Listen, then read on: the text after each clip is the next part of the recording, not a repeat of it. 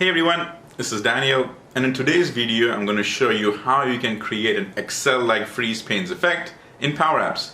And I'll walk you through the whole thing where first we'll go ahead and just create a tabular view where the top row is hidden so that the headers always stay there. Second, I'll show you how using the mod function you can go ahead and actually give even that color effect where each and every row has a specific color.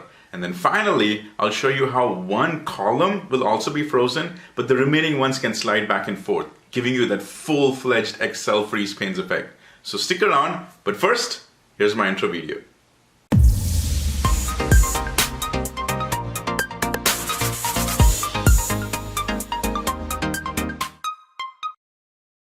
So let's get started. And here is just an overview of what I'm trying to accomplish, is that I've come over here, it's a very simple table, but in Excel, you've got the power to go ahead and actually format it, and based on the formatting, I already get this look and feel. But I can take it to the next level, where I can go in my views, and I can go into the freeze panes, and I have these options, which just freeze the pane, freeze the top row, go ahead and freeze the top column. Those are the scenarios that I'm going to replicate into Power Apps. So now do you understand what I'm trying to accomplish? Great. So let's now go and remove this, and I've come over here in my Power Apps. Now this is my Power Apps Canvas Studio, and I went ahead and made this layout so I can actually show you the full effect, all right? Now the first thing I'm going to do is I'm going to go ahead and connect into a data source, and my simple and easy powerful data source I have over here is SharePoint. So I'll go ahead and search for SharePoint. I've already got a list, so I'll go and grab that list, and at least I have the data to work with. So I went over here, going at my test side. In my test side I have something called devices.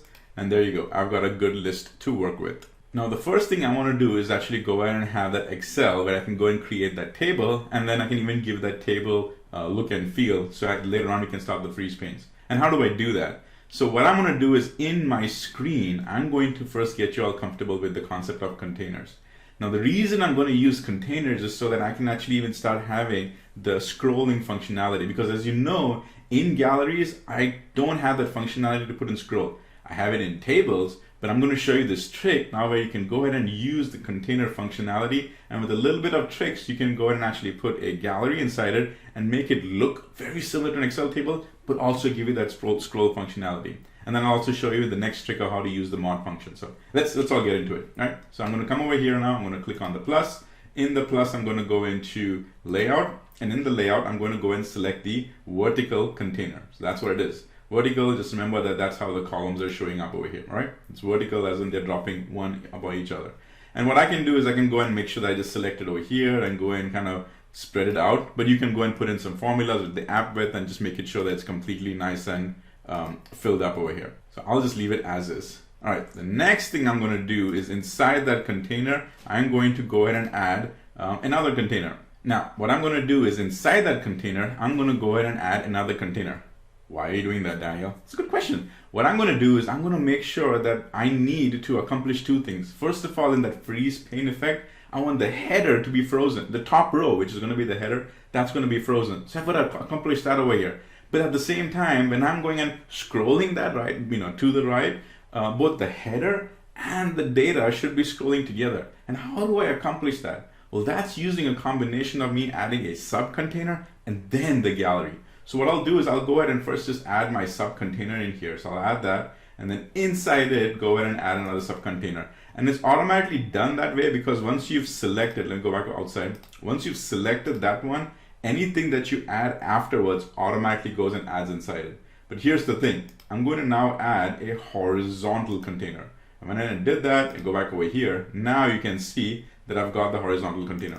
So for my knowledge over here, I'm just going to put that as header container. So I know it's not the header and the footer. This is the header of the table. All right. So I've gone ahead and taken care of that. But next we got to figure out is I need the header just to be on the header. So how do I go ahead and associate all of this? For that, we've got to go ahead and actually do a little bit of manipulation. So inside this header container, which is a sub container, let me just start adding some labels, which are going to be my header. So let me do that, and then we'll go ahead and manipulate the actual layout of it. So I'll come in over here, and now I'll go ahead and select label, and that's going to be my first one. So the label in this case is going to be device ID, because that table which I'm bringing in, the spreadsheet one, it has an ID, it has a manufacturer. So over here I'll just go and put in device ID, and then in this case you can go ahead and name the column as well, name the control. So I'll just say device ID, And then that's what it is. And then also I'll be doing a lot of copying and pasting. So I'll just make sure that this is a nice color. It has all the look and feel that I want. And then afterwards I can start doing some copying and pasting. Now this is a horizontal container. So the moment I go and do a copy and then I go and do a paste, it'll automatically put it right next to it. And that's the effect that I like over here. So now I can go and start putting in the other one as well. So this is going to be manufacturer, and then so on and so forth. Now, keep in mind that we're still all inside the header containers over here. So I'm going to quickly scan through and start working on putting on the other ones, okay? So I've gone and put in the manufacturer one. I'll go ahead and just rename that as manufacturer.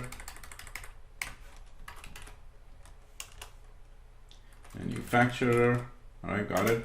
And then I'll just go and start doing some copying and pasting. So Control C, Control V. This is going to be our device type. That's my device type. And next, again, Control C, Control V, go over here. This is my model, M-O-D-E-L. Next, keep going on, Control C, Control V. I'll put in a few more because I need to have enough columns for the sake of the scrolling functionality. And I just can't put enough, one or two, because that effect of the scrolling goes away. So I'm getting close. I got the memory, I got the hard drive. I'll put in, say, processor, Control C, Control V, and I'll be changing the width of these as well. So that's why don't worry about, like Daniel, how much data do you need for this thing to scroll? Don't worry about it. It's all going to go through just fine. And I think for now I should leave it at that. Maybe I'll put it in one more. We'll see the screen width. So I'll put that in as, or the screen size. I'll leave it at that. And this is enough for us to work with right now. Now, right here is where we're going to start doing some setting changes, because if you don't do these setting changes, it's going to cause you a little bit of confusion as to how you're getting that effect. So on the header, now this is very key because you got to first make sure that you've selected the header. Don't select any one of these, select that header. And the moment you select the header, you get this feature and functionality, all right? So what you first need to do is two things. This, which is the stretched one, I want to go ahead and select on the left side, which is start. So it did that, which is perfect. But the second thing I need to do is I need to go ahead and switch off this flexible height functionality, because that now will make sure that it doesn't fill up the container. Because if you remember, the second container automatically populated the entire first container, and that was what was causing the information. But we'll even adjust that. Next is make a guesstimate right now. Guesstimate is how wide do you want to go. So come up with something. You don't have to be completely accurate at this time. But what I've done is, at least for right now, I've gone ahead and put in, say, I'm going to go outside to about a 1700. Let's actually do it at 1500. I'm going to come up to a 1500. So as you can see, it has already started going outside, which is great. It already went and served its purpose. But the last thing I want to do is I want to manipulate this header height, because it's consuming a lot more. And the moment I put a gallery below it, the gallery is going to start right here. And I don't want that. And the best way for me to accomplish this is this guy, his header. I'm going to go and change its height.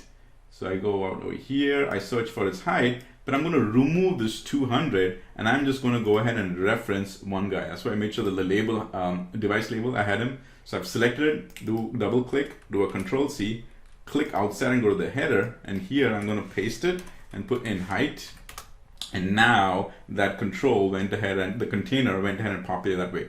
So this is basically how I wanted to accomplish, is that get that and move forward with it. All right, cool, made a big step forward. And now below it, I'm just going to go and add a gallery right now. I'm not going to put any changes to it yet. Let me just add the gallery, because I'm going to go ahead and accomplish two things. Add the gallery inside this container, but I got to make sure that it sits right below that to give it that effect, because this is going to be our header column over here. So I'll come in, and I'm the gallery part. Adding it is again simple. I'll come over here. I'll go ahead and add the gallery. It went ahead and automatically, see, that's what it did. It went and posted it inside, and we don't want that. I gotta go and cut that first. Go outside, click over here, come there, and I'll paste it. And now I know that it is situated in the right way. Also, immediately realized how this thing went below it, and that's the perfect way to do it. So before I go and select the data source, I want to just go and select one item right now. Then I can go ahead and apply the data source, and that's where at least I get that information.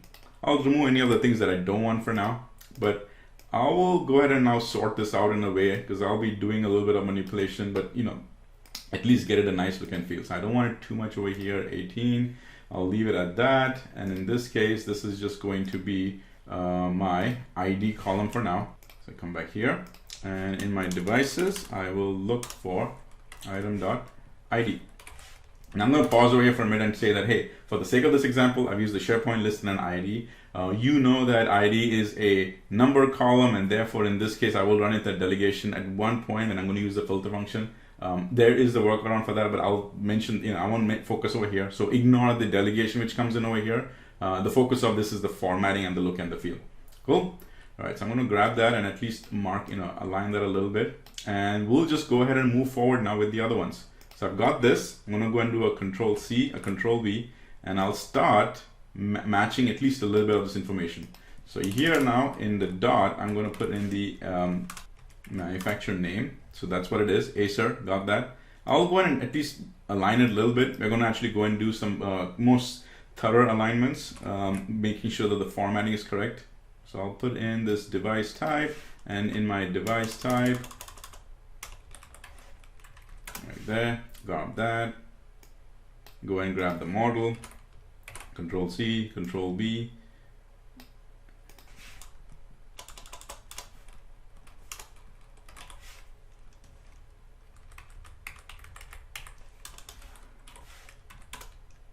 right there. In fact, the model name for here is actually the title in the SharePoint list. So now we've already run into this one interesting problem. See, I need to expand it, but because of that container effect, I really can't do anything else to it. Well, then what's the workaround for that? Let's just match what we did for the container. In the container, I went and put that 1500. I'll do the exact same thing for the gallery. I'll go and put in that 1500 for now. So at least we've got some kind of similarity.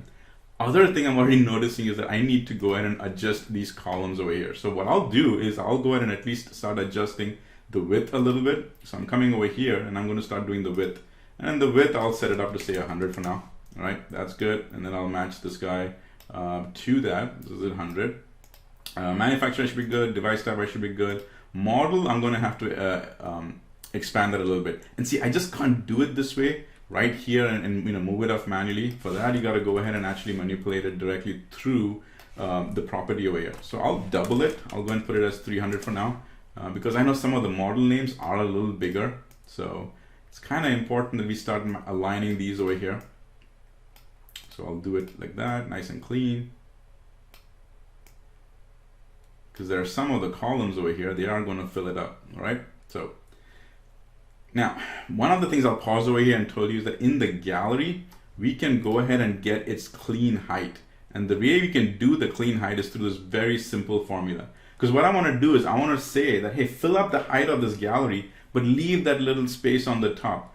And the way you do that is because the Y position of this is automatically situated because we put it in a second item in the container, its Y is already taking care of that. So basically what I'm trying to say is that, hey, this gallery, go ahead and give it the height of the app, but subtract its Y location.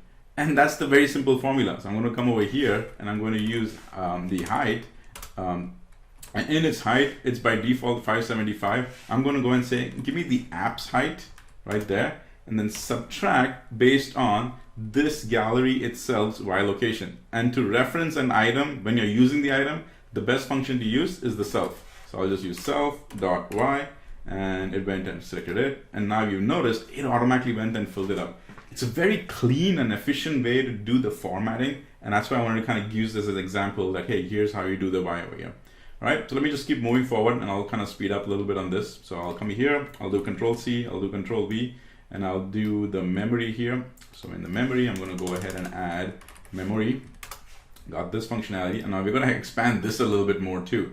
So its width, I'll go ahead and say I'll put that up to about 200.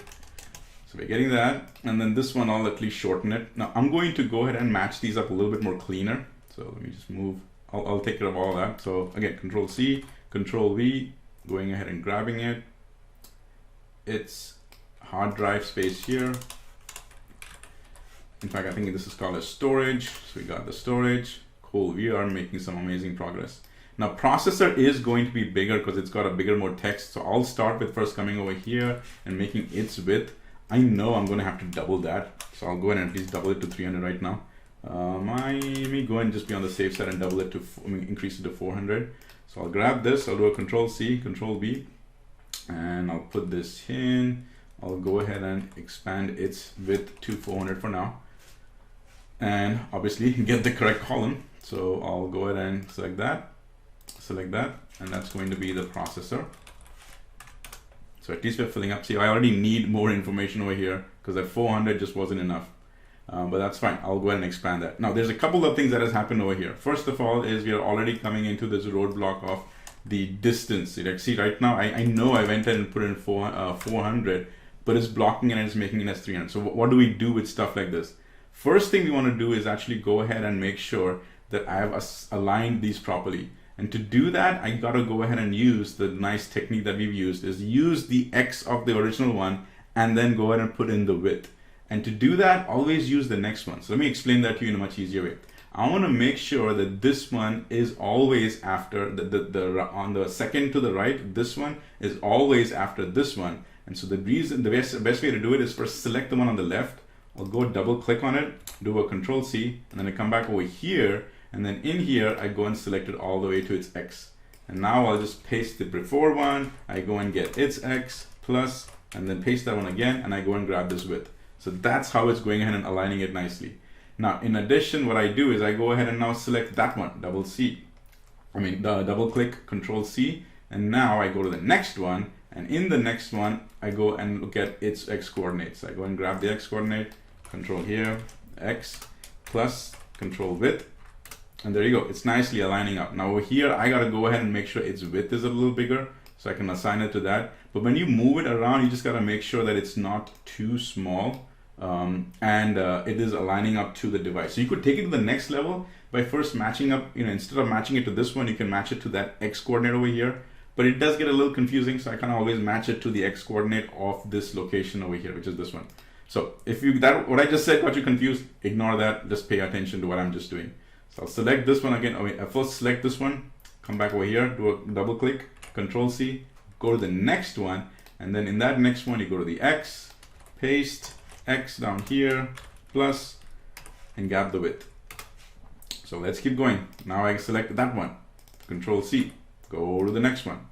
It's X, right there, X. And keep moving forward, Control C. Now this one's width is a little bigger, so in fact this one's width a little bigger, so we can make that. And now this one should go ahead and populate that. All right, grab that. Here, it's X. Oops, it's X. Interesting thing to always see is how those numbers are growing, because you now very soon know that you're going to be expanding out of this location, out of this one over here. So for example, right now it's X. If I come over here now, I've selected that one, double click on it. But if I go to the next one, you see how its X location is. Its X location is already at 1055. So it's very interesting to keep track of how much, what is the distance that you've already gone outside. Okay, so now it is moving outside. Now I also got to go ahead and say the processor is there. Next thing I went and put in was to go ahead and even grab the screen size. So let me go and just make sure I've got the screen size in. Yep, I did add a screen size. So over here, I need to go ahead and add a screen size as well. So I'll go ahead and click on that, Control C, Control V. Now in this one, it gets a little sketchy because I've got two. So what I need to do is I got to first make sure I select the one on the bottom, all right? And I do a Control C for that, do a double click, Control C. Now when I go and click on the top one, I know that the one on the bottom was already a processor because I can see it here. The one on the top, that is going to be my screen size. So I'll do the screen size, get it, but I gotta also go and make sure that its X location is correct. So this guy's X location is actually going to be right here, X plus width. So it already went outside a little bit, but for now I'll go and leave it because we gotta go and manipulate now the entire gallery section. So watch this, things are gonna get very interesting. So I go ahead and come and click on the header container over here. Leave this one as is, click on the header container. Just make sure that everything is good. We gotta go ahead and make sure that that wrap is there, give that number. Just make sure you confirm this. In case for whatever reason yours is not looking at mine, two things over here. Stick it on the extreme left and go and turn this off. Now come to the topmost container. And in the topmost container, you want to confirm these two things. First of all, the top location over here, justify should be on the start. align should be on the start, but here the horizontal scroll overflow, go over here and you add the scroll, and voila, you get this functionality. And just to quickly take a look at it, you can click on play and you see that scroll functionality is coming in. Isn't that awesome? That really makes me happy. Now, look over here, look at it and kind of understand, okay, a couple of things we haven't thought of well. One of them is, remember initially we gave a guesstimate of that width was 1500. I think we need to bump that up. So I'm going to go with 1700.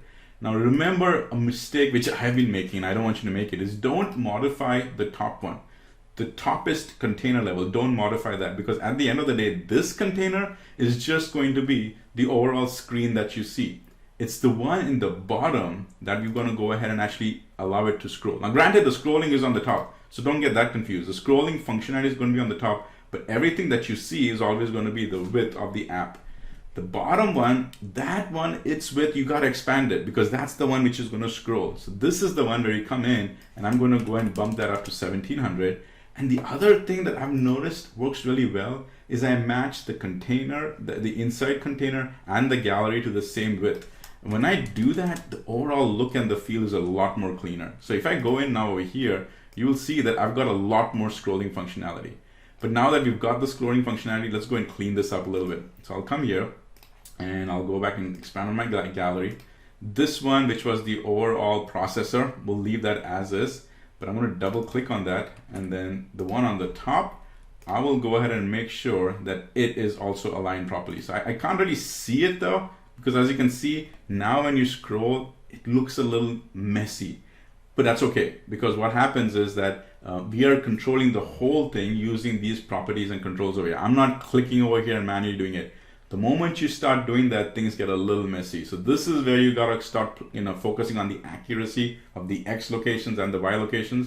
And here's just a great example, because check this out. I want to go ahead and manipulate the width of this processor. But if I click over here, it looks like I clicked on it, but I've actually clicked the memory.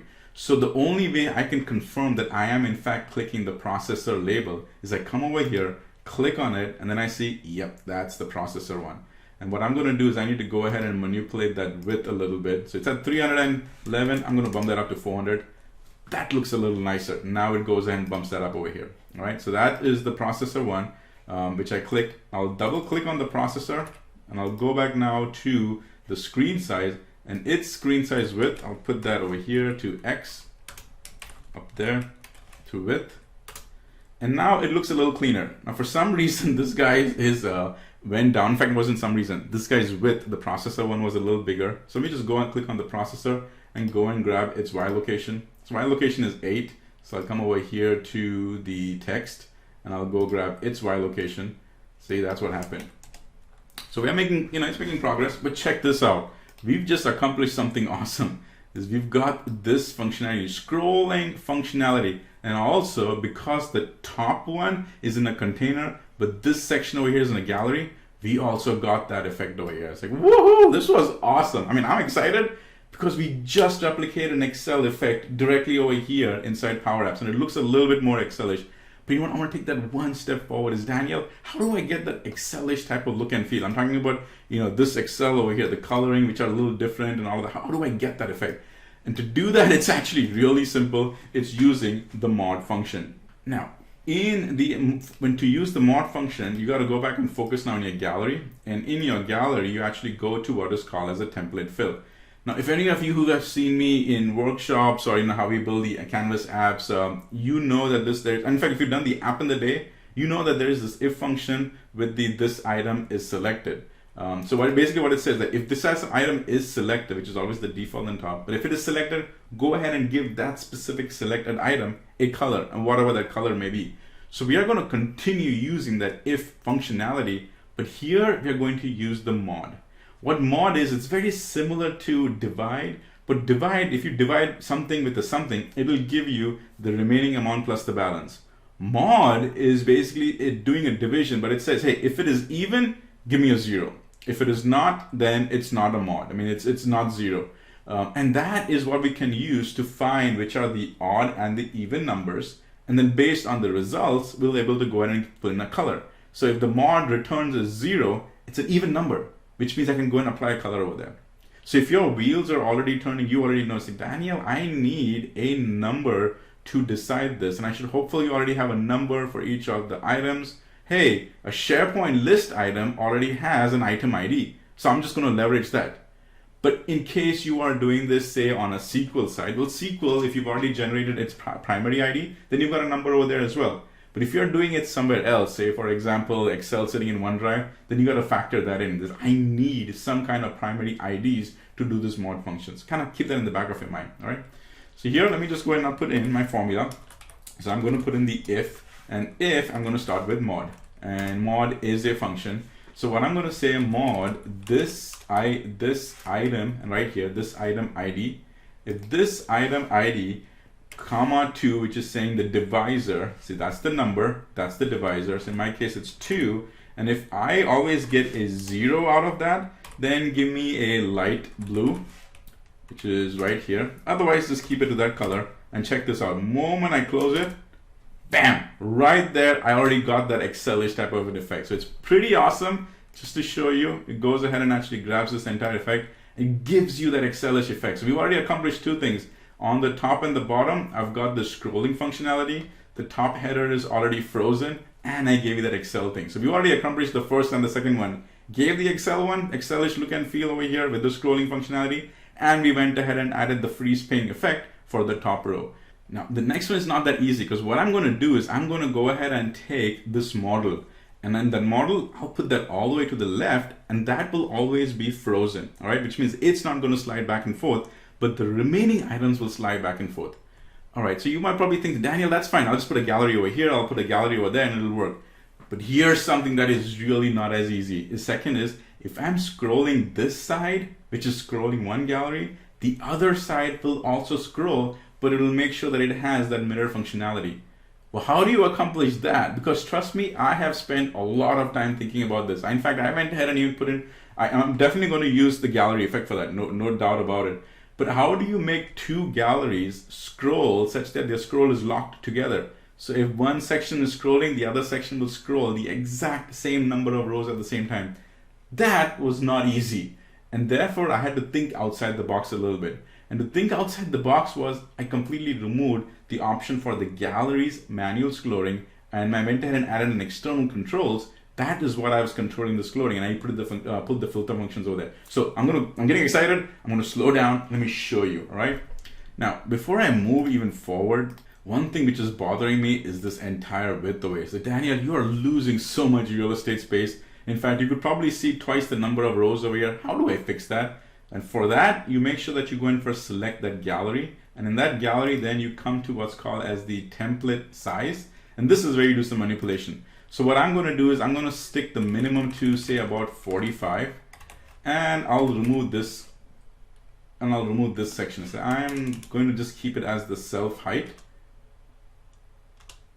And there you go. We literally, it was at 8. Now we doubled it and we got that 16. So this is that section. Is use the template size and then just manipulate the formula a little bit. 45 was, I know it's a hard number I've used, but that is what worked for me. In your case, you can go and match it to something else. So now with this, look and feel, if you just go back and take a quick look at it, oh man, it looks so much nicer. Scrolling back and forth, very Excel-ish type of effect, right? So now let's go and now work on that final piece over here. So I'm gonna first come in and let me go and save it just in case anything happens, I don't lose my work. So I'll come in and now I'll create a new screen.